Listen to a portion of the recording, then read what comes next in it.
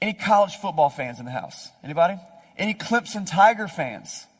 All right, Clemson has been a powerhouse for many years. Say what? You like Clemson? That's my son. Yeah, go Clemson. Clemson's been a powerhouse in college football for several years now. In 2016, it was no different. They were ranked number 2 going into the season, and they would go on to win the championship. They would beat Alabama that year. I think that was the first time they would come out and really be like, boom. I might have my years wrong there, but bam. Clemson, big team. But early in that year, something happened that I want to remind us of. Now, I'm sure that none of the Clemson players from that year want to remember this, and specifically one specific player. They were playing against the Trojans, the Alabama Troy Trojans. Troy, that's it, Troy University. And there was a guy, Ray McLeod, wide receiver, special teams recovery guy. He was a field goal return specialist or punt return specialist. He catches the ball. He makes an incredible run. He runs like 50 or 60 yards, I think. He's juking. He's dodging. He gets to one last defender, makes the guy miss, and he's got nothing but green in front of him all the way to the end zone. And he runs it all the way to the house, except something happened that happens all too often in football. Right as he was crossing the goal line, he dropped the ball. I'm talking like centimeters. It was so close that the people watching the game really didn't believe that it happened. And so the team goes crazy. The coaches are cheering. The crowd goes wild. The field goal unit comes out. It's as good as gold in the books, but the officials stop the game. They go to the review. You should have seen Ray McLeod. I went back and watched the footage this week on YouTube. And he was like, in football, if you're a football fan, they never believe it. I never made a foul, and I never did anything wrong. He's like, what? No, this is not true. The official comes back on the field and gives them the news that nobody wanted to hear. After review, it was determined that the player fumbled the ball prior to reaching the goal line. The defense recovered the ball in the end zone. The ruling is a touchback. First down, Troy. I got a picture of that. There it is. Look at that. So close. Now, here's the question. You would expect this in like Pee Wee football. But this is one of the greatest football programs in the land right now, okay? Surely the guy knows. Run it all the way past the line before you drop the ball. He celebrated a little bit early. This much too early. But it's not just Pee Wee, and it's not just college. It happens on the NFL professional level. There are $1 million athletes who do this madness. You've seen the guys try to do a front flip into the end zone, and they drop the ball while they're in the air before they cross the goal line. Really good if we were in the Olympics for gymnastics, but the goal is to run the ball all the way in. Just keep going. Just keep going. Just keep going. Let me ask you a question. How many times have you dropped the ball? It's not just football. Now, we see athletes and we want to be hard on them, and the fans want to be hard on them, and the coaches are going to yell in their faces, but man, like every day, right? Like when we're talking about the things we're supposed to accomplish in life and the things that we're going to do, you ever start that New Year's resolution in January? You go strong, January, February, maybe March, mid-March, April. What resolution? You drop the ball. You're supposed to be a certain kind of dad, a certain kind of mom, a certain kind of father, a certain kind of mother, a certain kind of husband or wife, a certain type of employee. And you had that good week, but then there was that day. You dropped the ball. Why not just keep running? Like, why is it so hard just to keep going? It's a phenomenon we see in so many areas of our life. And that's what I want to talk about today. We're in the final week of this teaching series called The Road. And the whole idea is to take a look at what it means for God to provide a path for us to come back to Him, to His grace, to His forgiveness. Last week, we kind of went over the entire, what we might call the plan of salvation.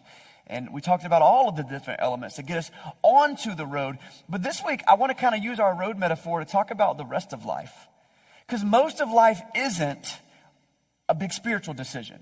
Most of life is the normal, everyday, mundane, running the ball kind of stuff. It's waking up in the morning, it's eating your breakfast, and it's driving to work, and then you got to do your job. And then you take your lunch break, and while you're taking your lunch break, you pay your bills, and then you text some friends. You work on your hobbies. You work on your yard. You scroll on social media, you binge your favorite show on Netflix. You got to take your kids to practice. You got to pick your kids up from practice. Take a breath. Then you got to get your oil changed. You got to clean the bathroom. You got to do the laundry. You got to fold the laundry. You got to wash the dishes. You got to put the dishes away. You got to shop for groceries. Then you got to cook dinner. You got to eat dinner. You got to do dishes again. It never ends. Now, that's the majority of our road, isn't it? Isn't that what we spend most of our time doing? Just like the stuff, the normal stuff, the regular stuff. No wonder we dropped the ball. We've got a full plate. Let alone, when am I supposed to do that stuff that they talk about at church? Like, when am I supposed to read my Bible and pray, talk to my neighbors about Jesus, volunteer and do stuff? When am I supposed to do that? Life is already full enough. So today's final lesson about the road is the same lesson that I think would keep many football players from dropping the ball. The lesson is, don't miss this lesson. I had an opportunity to meet with a guy, a well-known leader in the country, and he zoomed in with a couple of friends of mine. We were just looking for some leadership stuff, and he started talking, and he said, boys, this guy's, I think he's 60, and he's big time. He said, boys, I'm talking and nobody's writing anything down. Are you even listening? And so I was like, dang, that's a good line. But I'm not that guy. I can't say that. But I will say, if you're not writing something down, or if you're not thinking, or if you're not making a plan how you're going to apply this letter, I don't know why we listen. So write some of these things down today, because this is your everyday life. This is what you do. But this is the lesson, and this isn't the big lesson, but it's clear. This is what would keep players from dropping the ball before they walk into the goal line. This is what will help you do your life, goals. This is it. Don't give up. Keep going. That's simple enough, right? Just carry the ball down the field and keep on going. When it comes to our relationship with God, there's a better word for this. And I want to give you the word for the day. The word is faithfulness. Isn't that a good description of just keep going? I didn't make this definition up. A friend of mine said it once and I loved it. What is faithfulness? It means keep going. Don't give up. Keep going. So grab a Bible, and we're going to be looking at a couple places today. We're going to be primarily in the book of Hebrews, hopping around a little bit. We're going to stop in Hebrews chapter 3 for a minute, in verse 1. Hebrews is a book in the New Testament, and it's a kind of cool book because it's addressed to the Hebrews, the Jewish people, and it's comparing the Christian faith to everything all of their ancestors did in their Jewish faith, and it really shows the bridge between the two. It's a really cool book. I plan on teaching through it all the way through the book of Hebrews next year. But Hebrews chapter 3, starting at verse 1. By the way, we got Bibles that we give away at the back of the room. You can go grab one if you want one just to use for the service, or you can take it home with you if you need a Bible. Hebrews chapter 3 and verse 1. The writer says this, therefore, holy brothers and sisters who share in the heavenly calling, fix your thoughts on Jesus, whom we acknowledge as our apostle and high priest. He was faithful to the one who appointed him, just as Moses was faithful in God's house. Remember, there's a lot of comparison in the book of Hebrews between the Jewish faith and the Christian faith. And so we're going to get to touch on Moses, who's one of the biggest, most respected, most emulatable people in the Old Testament. Any Jew would want to be just like Moses.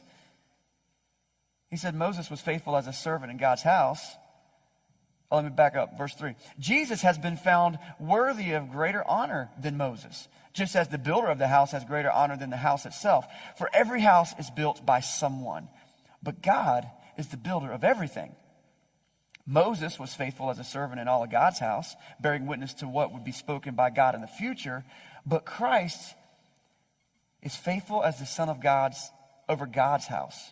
And we are in his house if we indeed hold firmly to our confidence and the hope in which we glory. Now, there's a lot there we could unpack, but what I want to focus on is this place of Jesus in God's house, this preeminent position as the ruler of the house. He's called in other places the King of Kings. He's been placed at the right hand of the Father. He's got this position of authority. And so just like we talked about 3 weeks ago, the reason that Jesus is the way, he is the road, is because God put him there and placed him in that position. And Hebrews 3 compares Jesus to Moses in this, where basically saying Jesus is greater than Moses.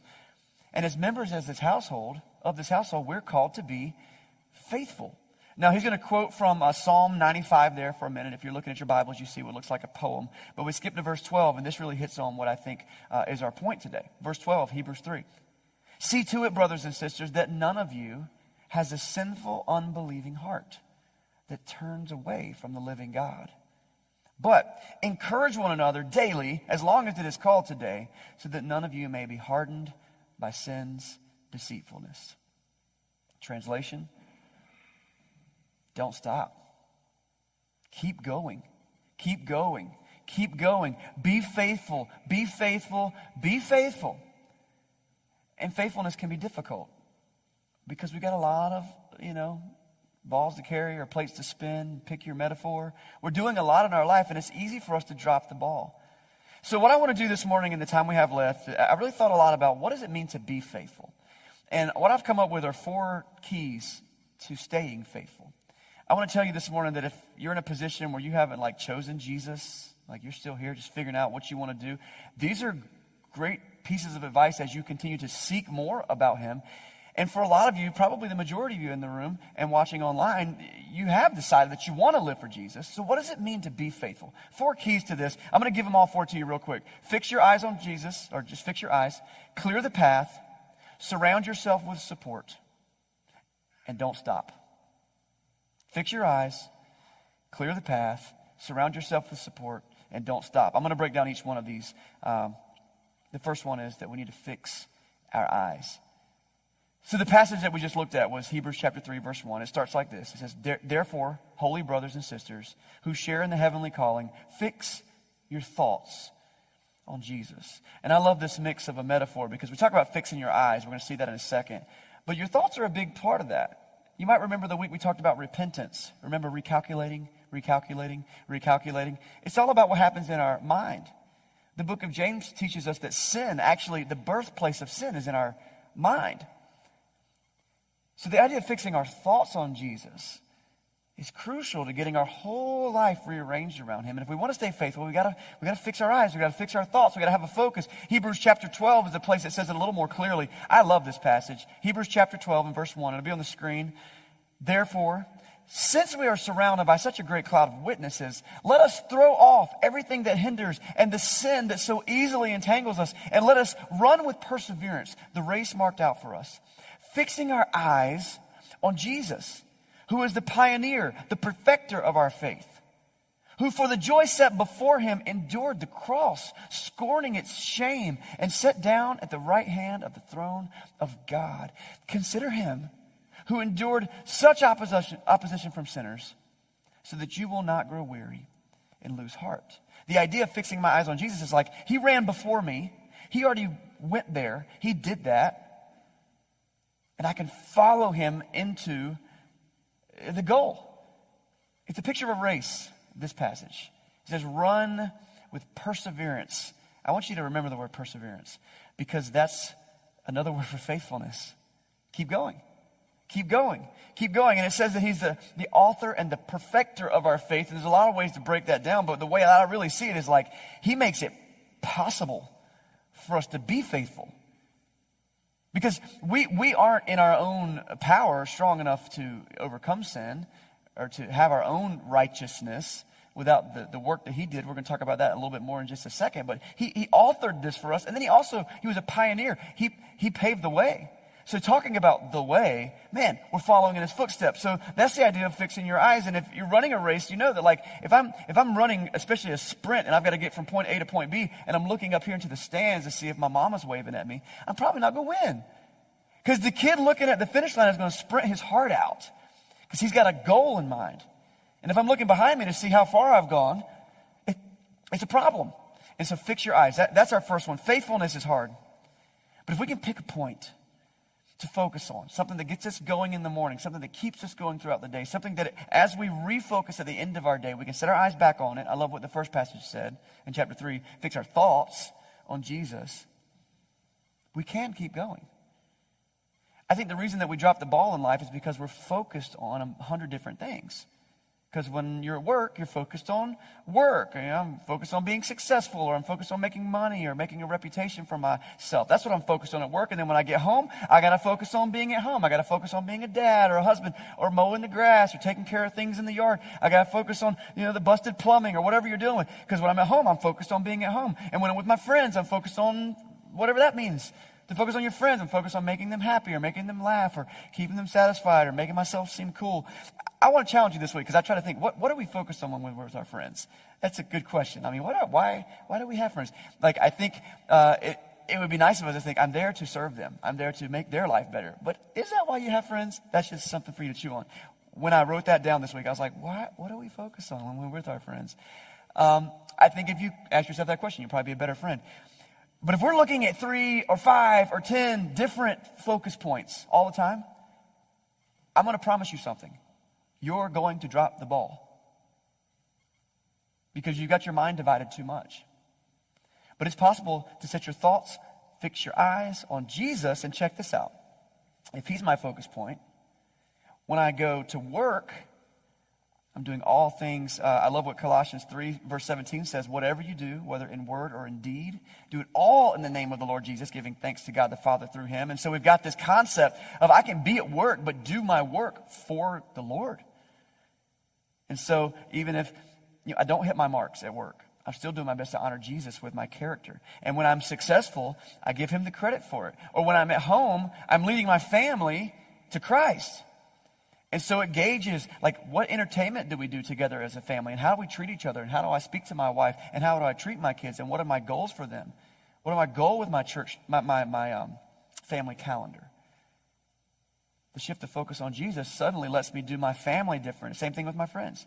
If everything I do is filtered through the eyes being focused on Jesus, I might choose different friends. Or I might act differently around them, like I said a minute ago. And so that's the first key to staying faithful. Fix your eyes on Jesus. Second key, clear the path. Now, when you hear me talk this out, you're going to be like, oh, that's probably the most important one. Because, I think we know intuitively, yeah, I should focus on God more. But the problem is there's all kinds of mess in the way. In football, the people who hold the ball get the most credit. Except for the center. He touches the ball more than anybody else, but he gets no credit. But everybody else, the quarterback, running backs, wide receiver, if you're not a football person, I'll just tell you this. They're the people who you hear about on, Sports Center. They score the points. They're the big movers and shakers. They get paid all the money. But ain't nobody running the ball unless somebody is there to block for them. The unsung heroes of football teams. Actually, if you're a true football fan, you really understand the value of a good offensive line or these players who come in and set up blocks. And a good block is the difference between a 60-yard run for a touchdown and the quarterback gets sacked. One good block can make that difference. Because what they're doing is they're clearing the way. They're making a path for the game to happen. You know why I drop the ball so often? Because there's so much junk in my way. I might have my eyes fixed on Jesus, but I'm tripping all over myself to get there. Sin and temptation, bad influences, poor planning, bad input, what I'm allowing to go into my eyes and through my ears, overloading my schedule. You can make your own list. But all this junk's in the way and it's all piled up and you got to set up some blocks. We've got to clear the path. We can see Jesus sitting over there all we want to, but if we're tripping all over ourselves and our own choices and our own schedules, and sometimes there's other things in the way, we can't get there. We're going to drop the ball. And the thing is, this isn't a game like football. This is your eternal soul that we're concerned about. And so we need to remember that it's not a game, it's a war.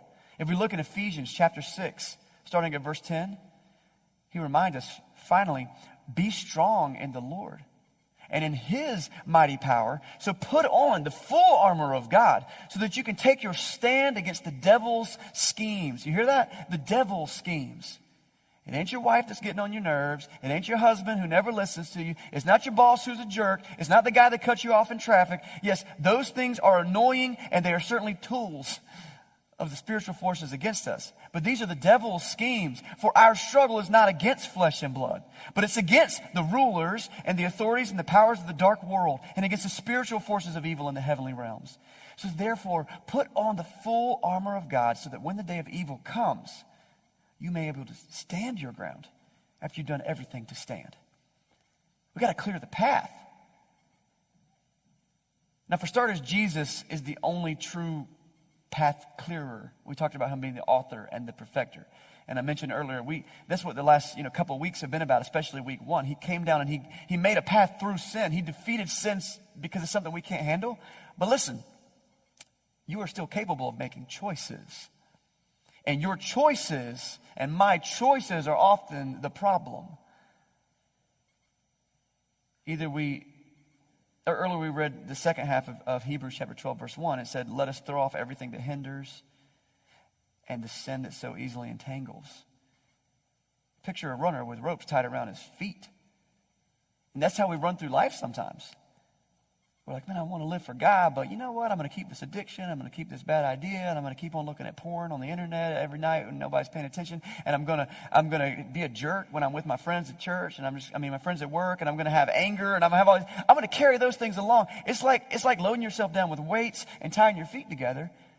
And the author there in chapter 12, Hebrews 12, says you need to throw off everything that hinders and entangles.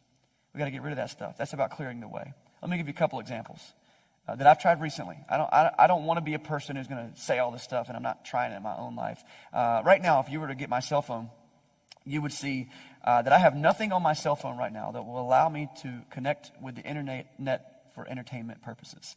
It's a thing that recently I did because I found that I was spending way too much stuff just scrolling on social media. Like any questions someone has, I'm like, let's look at Wikipedia. Let's know everything right now. I've got to know an answer right now. And all these things, I do have fantasy football on there because it's not a problem. But I promise it's not a problem. I can stop anytime I want. Okay? But I don't have anything. I don't have Instagram. I don't have Facebook. I don't have an app that connects to a web browser. I don't have anything to watch TV shows, Hulu or Netflix or Disney Plus. Though we have sign-ins for all three of those things, right? So, but for me, I needed to throw off things that were entangling and getting in my way because I was like, man, I need to read my Bible more. I'm not spending enough time doing this stuff. And I'm like, yeah, but I got time for all this other stuff. It's a practical example of what it means to clear the way. I'm not putting myself on a pedestal. I'm saying I'm right here in the trenches with everybody else trying to figure this out. There's a goal. There's a challenge for you. Here's another one. I have many times in my life been 8, 10, 20 episodes into a TV show that I was trying to binge.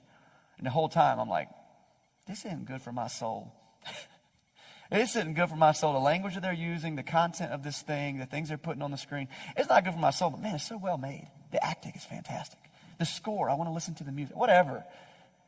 And I'll be 8, 10, 20 episodes into it before I'm finally like, okay, it doesn't matter what happens on this TV show. I've got to stop feeding my brain with it. And I've turned it off. And I've got accountability partners that I've talked to say, listen, I know I was all on this show, but I need to tell you I'm not watching it anymore. I need you to hold me to that. Check me on that. It's a practical way of clearing the way. You set up blocks so that you can keep going. Now, so I want to leave you with a challenge this week, some homework. It's actually a new thing I want to get into as a church family. I want to create a culture where there's an expectation that all of us are going to do something after we hear a teaching, okay? That's just going to be a new culture that I'm going to try to be diligent about. And so each week I'm going to do my best to nail it down to a thing. Okay, here's the thing this week. This week, my challenge is that you remove one thing from your life that is tripping you up in your ability to be faithful. One thing. Am I asking too much? One thing, what is it? You might need to write it down right now. You might need to ask the person sitting next to you. Because if we're not willing to remove just one thing from our life that's tripping us up, we're going to drop the ball. We're not going to live out the life that God has called us to, and we're not going to be the people that shines the light in this city the way that we say that we do, if we're not willing to do one thing. And it will create a domino effect in your life. What's that one thing? When you sit at lunch with your family this week, I want you to ask yourselves, what are you doing? When you're with your friends later this week, I want you to ask each other, what are you doing? What's the one thing I'm removing? One show that I'll stop watching, one place that I'll stop going, one habit that I'll give up. If those things are preventing you from being faithful, they're not worth it. We've got to clear the way. So we're going to fix our eyes. We're going to clear the way. The last two are going to be a little bit quicker. Because clearing the way is hard. The third one is we need to surround ourselves with support. None of us were created to do this alone. Remember the value of the blockers in the football game. No running back is going to get a 100-yard running game or more. A Derrick Henry crazy, I don't know, that dude just he's a monster. He might not need the rest of the football team. But every other person in the NFL, without their blockers, they're not going to run. And so we need an ensemble of people surrounding us to help us out. And if you're trying to do your faith by yourself, man, I'm going to tell you, I'm sad for you. And I hope that you will lean in and try to do what part you can to find some community to surround around you so that we can get through these things. Because we are going to drop the ball. We are going to have moments of weakness. And we need each other. In the first passage we read back in Hebrews chapter 3, I saw this little nugget of gold in verse 12. This is gold right here. Hebrews 3:12. See to it, brothers and sisters, that none of you has a sinful, unbelieving heart that turns away from the living God. But encourage one another daily, as long as it is called today, so that none of you may be hardened by sin's deceitfulness. So we need to see to it that we're getting away from sin, but we also need to be in each other's lives, encouraging each other. And I love that it uses the word daily. It's really easy in our culture to think of church as weekly. But our walk with God has got to be daily. And so maybe you don't have that ensemble at work or at home. That means you're going to have to recruit from outside. You're going to have to find some people that can be in a text thread with you, or can give you a phone call, or that you can talk to. Often, we need each other. Later in Hebrews chapter 10, it also says this, verse 23. It says, "Let us hold unswervingly to the hope we profess. For he who promised is faithful." He who promised is faithful. He's calling us to be faithful, but he's saying, listen, I'm going to keep going, okay? So even when you mess up, I want you to know, I'm going to keep going. This is God speaking to us. Verse 24, it says, "Let us consider how we might spur one another on towards love and good deeds, not giving up meeting together as some are in the habit of doing, but encouraging one another, and all the more as you see the day approaching." We need each other. We need to surround ourselves with support. You can't do this by yourself. You can't see your own blind spots. You need a friend. You can't be your own moral compass. You need accountability. Surround yourself. We just did a 5-week teaching series called Better Together. Maybe you remember that. And it was 5 weeks talking about this. Surround yourself. So maybe you need to go refresh yourself and listen to that series this week. It's on podcasts, on pretty much any podcast server. And we got videos archived on YouTube. Spend some time understanding, what does it mean to surround myself with people who are going to help me along the road. And so we're going to fix our eyes. We're going to clear the way. We're going to surround ourselves with support. And the last one is this. Just keep going. Just keep going. In the movie Finding Nemo, we meet an adorable little creature named Dory, a blue fish. And she is absent-minded, and she suffers from short-term memory loss. Her life's a wreck. She's a hot mess. She lost her family. She doesn't know where she lives. She can't remember anything more than about 30 seconds. But she's got some fantastic advice for faithfulness. You guys help me out. Just keep swimming. Just keep swimming. Just keep swimming, swimming, swimming. And I think that sounds a lot like just keep going. I mean, if we're going to make it, we got to just keep going. We can't just lay down and give up. And so this is where I think it's important. When we talk about faithfulness, listen to this. Faithfulness isn't about perfection. Faithfulness is about perseverance. Because you will drop the ball. When Ray McLeod dropped the ball before he crossed the line, the crowd was livid. His coaches were in his face screaming at him. His teammates were like, "Come on, bro. 2 more centimeters and we would have had 6 points on the board." And he could have sat down, and I saw the footage. He was, I can't believe myself. But he could have given up, but he didn't give up on football. No, in fact, Clemson didn't give up that day either. They won the game. They went on to win the season. National champions. Ray's playing in the NFL right now. He plays for the Pittsburgh Steelers. You can't just give up after you drop the ball. You gotta pick yourself up, and you gotta keep going. The mentor guy that I met with this week, he said, we were like, what's your secret to longevity? What do you keep doing? He said, milk the cows. And I was like, what? He said, I grew up on a farm. We milk cows every single day, 5:30 in the morning. We just kept milking the cows. I'm like, what does that have to do with anything? He said, no, what I'm saying is no matter what happened, if it rained, if it snowed, we milked the cows. If we were tired, if we were sick, we had to milk the cows. If we didn't know what to do with our life, we still had to milk the cows because the cows needed milking. And in our life, guys, we got to keep going. Keep going. Pick up the ball. Use your ensemble. Clear the way. And praise God, we don't have to do it on our own power because Jesus is our salvation. That's faithfulness. If we give up on our walk with God after we fall down, we'll go nowhere. But if we can live in His grace, even at our lowest points, it's eternally significant. I think it's important to say that when you drop the ball, it doesn't have to be the end of your faith. In fact, when you drop the ball, it doesn't mean that you're not being faithful. Faithful comes when you pick it back up. Many times our failure can lead to our greatest moments of faith. And they can teach us our greatest lessons. Maybe you're feeling beat up this week because you were a bonehead and you did something you shouldn't have done, or several things you can't stop. 1, stop it. Clear the way. 2, pick up the ball, fix your eyes on Jesus, just keep going. I have a friend who was an alcoholic for years, and he became a Christian. He gave up drinking, and he's now a sponsor with AA. And great guy, great Christian man. He's given me lots of great words of wisdom. And but he said to me once, he told me it's something that happens a lot. He says a lot of the guys he's sponsoring, they'll be alcohol free for 90 days, and then they'll mess up. And they'll call him, and they'll all sob. And they're like, it's all over. I ruined it. I'm such a failure. I'll never get this thing up. And he'll say, failure? You're a failure? You went 90 days. That's fantastic. You were an alcoholic, and you went 90 days. You were 90-0. You were undefeated. And then you got beat. But even the best teams lose. You're not a failure. You're just 90-1. Now get back up and make it 91-1. And that advice was fantastic. And maybe that's what you need to hear today.